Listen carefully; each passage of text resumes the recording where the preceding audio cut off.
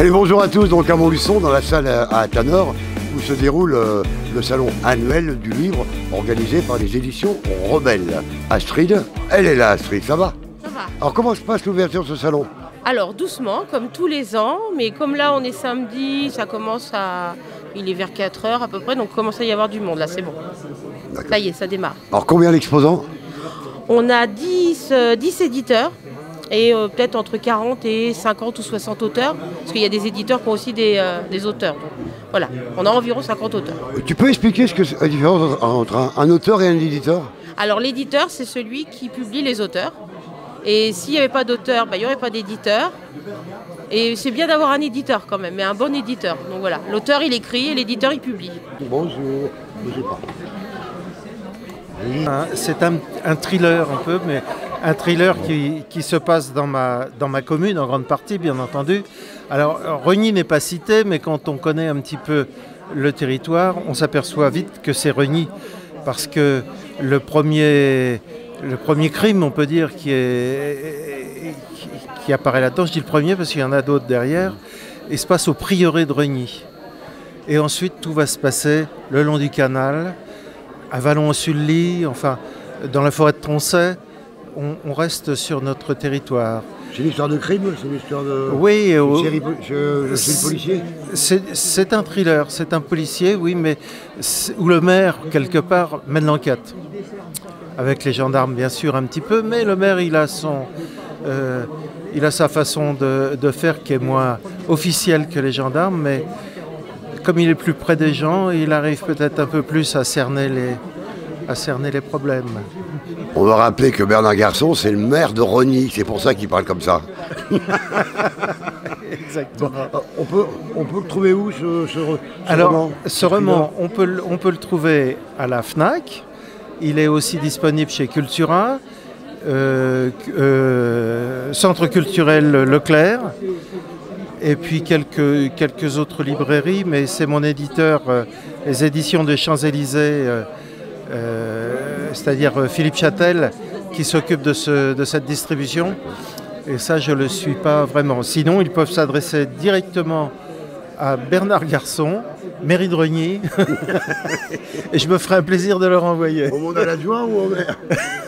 Allez, Catherine Beaugrand, donc on ne la présente plus dans la région, qui vient nous sortir un nouveau livre. Mais avec Catherine, il y a toujours du sang. Il y a toujours des histoires de princes, une histoire de vampires, une histoire de fantômes. Alors raconte-nous un petit peu l'histoire de cette nouvelle édition. Oui, alors c'est un recueil de nouvelles. C'est des nouvelles que j'avais écrites il y a quelques années et que j'ai retravaillées. Donc on reste toujours dans l'univers fantastique. Et donc là, il y a des touches de romantisme en plus, donc ce qui change un petit peu de ce qu'on peut lire d'habitude dans le fantastique. Voilà. Est-ce qu'il y a une comparaison entre le tome 1 et tome 2 du Prince Maudit avec celui-là? Pas du tout, non, ça n'a rien à voir. Ce sont des histoires différentes. Il y a aussi des êtres venus d'un autre monde. Il y a des fantômes, il y a des vampires, il y a des immortels aussi, mais non, mais ça n'a rien à voir. Hein. C'est totalement différent. Et voilà, ça change un petit peu. À lire pour les longues soirées d'hiver. Voilà, c'est ça, tout à fait, au coin du feu.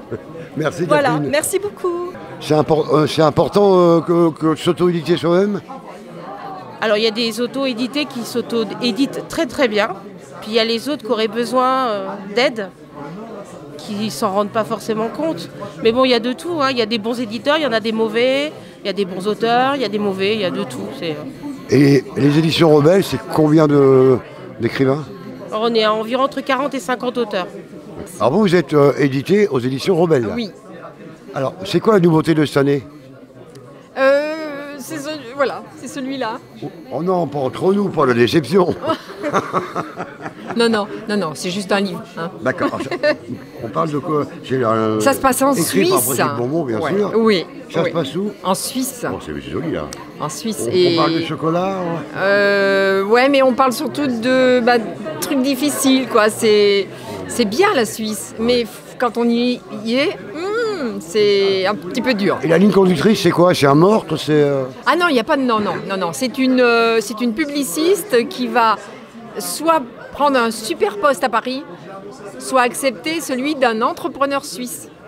Bon, ça va être aussi gratifiant, mais au-delà de la déception, quoi. Alors, Bah écoutez, on ne peut pas nous en dire plus, donc ce qu'il faut c'est le lire. Je vous invite sûrement à la FNAC ou sur Amazon. On peut le commander partout. Partout, on peut l'avoir.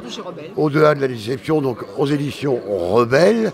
Et c'est écrit par notre servante Brigitte Beaumont. Prince viendra ou viendra pas? Ah bah là, si je vous réponds maintenant, je vais vous raconter l'histoire du livre, ce serait dommage. Non, mais on va le dégrossir. C'est l'histoire de Clotilde, c'est une trentenaire, une jeune femme trentenaire qui a été déçue par les hommes et qui a décidé de tirer une croix sur l'amour et de se concentrer sur sa vie professionnelle, sur ses amis, sa famille et de surtout plus faire confiance aux hommes et tant pis si elle doit finir vieille fille. Et il va lui arriver tout un tas d'aventures. Une rencontre aussi, bien évidemment, parce que sinon ce serait trop simple. Et on va suivre ses aventures et ses mésaventures aussi au long de ce roman. L'avenir de ce salon, c'est quoi? C'est où? Est-ce qu'on réfléchit? Est-ce qu'on reste sur Montluçon? Est-ce qu'on ne reste pas sur Montluçon? Alors l'avenir du salon, je compte bien continuer tous les ans, le plus longtemps possible, toujours vers les mêmes dates, donc vers le 20 septembre. Et je pense, annonce officielle, je pense que l'année prochaine on sera à Désertine, à la salle Germinal, si on arrive à avoir la salle. Voilà, je croise les doigts. Pour cette même date? Pour la même date, sinon les gens vont être perdus. Tu es malléable dans les dates ou? Non, justement, parce que nous on a un salon le week-end prochain à côté de Clermont-Ferrand. La semaine dernière, on était dans un salon à côté de Lyon. Donc là, on n'a que la période vers le 20-22, où il faut absolument qu'on soit toujours à cette période-là pour Montluçon. Je pense qu'en s'y prenant un an avant, je pense que ça va être jouable.